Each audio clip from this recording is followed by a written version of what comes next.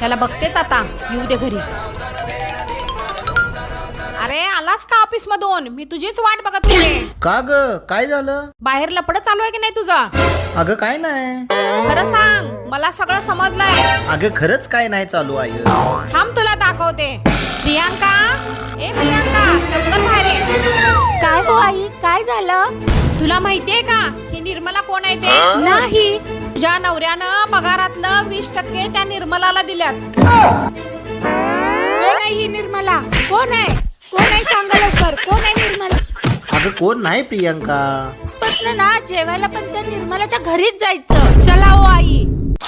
अरे देवा, आता कसं सांगू यांना निर्मला कोण आहे ते? ती आमच्याकडून टॅक्स घेते आणि आम्ही देत नाही. ती जबरदस्तीने घेते आणि मी एकटाच देत नाही, सगळ्यांकडून घेते. आता कसं समजवायचं यांना?